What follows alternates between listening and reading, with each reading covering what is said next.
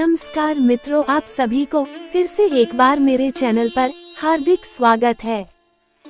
आइए जानते हैं भारत के कम उम्र के भगवान नीलकंठ वर्णी अर्थात स्वामी नारायण भगवान की रहस्यमयी कथा और कहानी।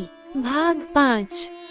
सिरपुर के राजा सिद्धवल्लभ और ब्राह्मण का उद्धार की कहानी। नेपाल से निकलकर नीलकंठ वर्णी चीन में होते हुए तिब्बत की तरफ बढ़ते हुए सिरपुर आ पहुँचे। स्वामी नारायण जहाँ पर भी जाते ऐसी जगह पर रुकना पसंद करते जहाँ पर कोई उद्यान हो या फिर प्राकृतिक सौंदर्य हो। सिरपुर में स्थित उद्यान में स्वामी नारायण अर्थात नीलकंठ वर्णी रुके। इस उद्यान के आसपास का क्षेत्र साधु संतों, बाबाओं और तांत्रिकों से घिरा हुआ था। सिरपुर के राजा सिद्धवल्लभ को जब ये बात पता चली कि राज्य के समीप स्थित उद्यान में कोई संत आए हैं, तो वो तुरंत उनसे मिलने के लिए पहुँचे। नीलकंठ वर्णी से मिलने के बाद राजा सिद्धवल्लभ बहुत प्रभावित हुए और उन्होंने नीलकंठ वर्णी से आग्रह किया कि आप हमारी महल में पधारे, लेकिन नीलकंठ वर्णी ने इसके लिए मना कर दिया। तब जाकर राजा सिद्धवल्लभ ने एक संत गोपाल दास को उनकी सेवा में लगाया। दैनिक रूप से राजा भी नीलकंठ वर्णी के पास उपदेश सुनने के लिए आया करता था। नीलकंठ वर्णी के प्रति राजा का असीम प्रेम और सम्मान देखकर वहां पर पहले से विराजमान तांत्रिक ईर्ष्यालु हो गए। उन्हें लगा कि हम यहाँ पर काफी समय से रहे हैं, मगर राजा ने हमें इतना सम्मान नहीं दिया जितना इस बालक नीलकंठ वर्णी को दे रहे हैं। इसी के चलते उन्होंने नीलकंठ वर्णी की सेवा में तैनात गोपाल दास के ऊपर काला जादू कर दिया, जिससे वो मूर्छित होकर गिर गए। नीलकंठ वर्णी को सब ज्ञात था, इसलिए उन्होंने गोपाल दास को पुनः सचेत अवस्था में ला दिया। ये देखकर कई तांत्रिक नीलकंठ वर्णी के चरणों में जाकर शरण ली। उसी राज्य में तेलंगी नामक एक ब्राह्मण रहता था। तेलंगी ब्राह्मण अत्यधिक रूपवान होने के साथ साथ कई प्रतिभाओं का धनी भी था। अपनी योग्यता और प्रतिभा के चलते तेलंगी ब्राह्मण को राजा ने कई हाथी और बड़े बड़े उपहार भेंट किए थे। इसी के चलते तेलंगी ब्राह्मण रूपवान से कुरूप हो गया। जब तेलंगी ब्राह्मण को नीलकंठ वर्णी के बारे में पता चला तो वह दौड़े चले आए।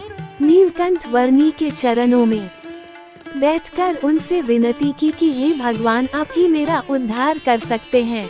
मुझसे जो गलती हुई है उसके लिए मैं कृतज्ञ होकर क्षमा याचना करता हूँ।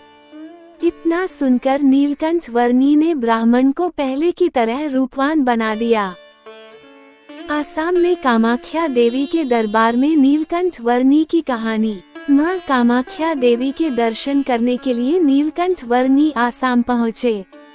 अपनी मधुर वाणी के दम पर नीलकंठ वर्णी को मानने वाले और उनके उपदेश सुनने वाले लोगों की संख्या दिन ब दिन बढ़ने लगी। ये देखकर वहां पर पहले से मौजूद साधु संत आश्चर्यचकित हो गए। वहां पर विवेक नाम का एक तांत्रिक रहता था। विवेक तांत्रिक बहुत बलशाली था, साथ ही कई काले जादू उसने सीख रखे थे, जिससे वहां पर उसका बोलबाला था और वहां के लोग उससे डरते थे। वो आए दिन साधु संतों को मार देता या फिर उन्हें अपने साथ शामिल कर लेता। संत समाज उनसे बहुत डरा हुआ था। एक दिन की बात है, नीलकंठ वर्णी बैठे हुए थे।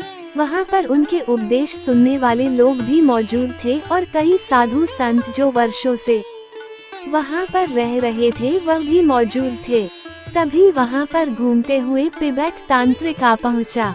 पिबैक तांत्रिक के आते ही सभी साधु संत डर गए और उसकी अधीनता स्वीकार करने के लिए आतुर हो रहे थे। इस पर नीलकंठ वर्णी ने कहा कि डरने की कोई जरूरत नहीं है। इस दुनिया में काला जादू करने वाले चाहे कितना भी बड़ा क्यों ना हो, ईश्वर के सामने वो कुछ भी नहीं है। भगवान ही सवे सर्वा है, ये तुम्हारा कुछ नहीं बिगाड़ सकता। तुम्हें अपने मूल्यों पर अडिग रहना चाहिए।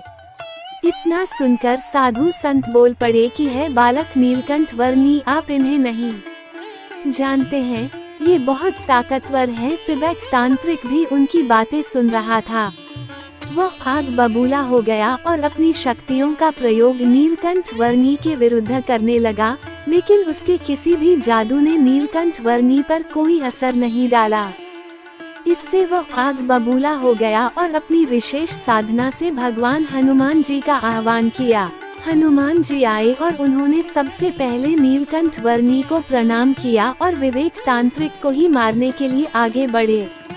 भगवान हनुमान जी के वार से विवेक तांत्रिक की हालत बहुत खराब हो चुकी थी। वो समझ चुका था कि नीलकंठ वर्णी कोई सामान्य संत नहीं है, ये साक्षात स्वामी नारायण है, अर्थात भगवान है। वो नीलकंठ वर्णी के चरणों में आ गिरा और उनसे क्षमा याचना की।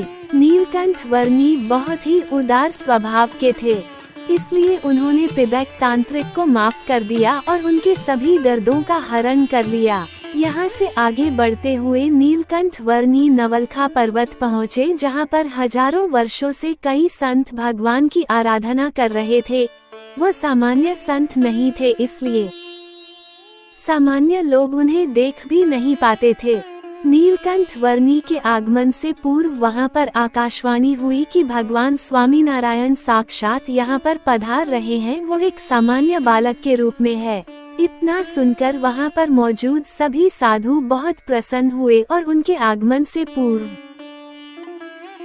उनके स्वागत की तैयारियां करने लगे। जैसे ही बालक नीलकंठ वर्णी वहां पर पहुंचे, उन पर फूलों की बारिश शुरू हो गई। सभी 9 लाख संतों ने उनके दर्शन किए और पुण्य प्राप्त किया। अपनी आगे की यात्रा के दौरान नीलकंठ वर्णी कपिल आश्रम पहुंचे, जहां पर वर्षों पहले कपिल मुनि तप किया करते थे। यह एक बहुत ही मनमोहक आश्रम था, जहां पर नीलकंठ वर्णी रुके और कहते हैं कि कपिल मुनि मूर्ति रूप में आकर नीलकंठ वर्णी की सेवा की थी। अगर कहानी पसंद आए तो कहानी को लाइक करो, चैनल पर नए हो तो चैनल को सब्सक्राइब कर लो।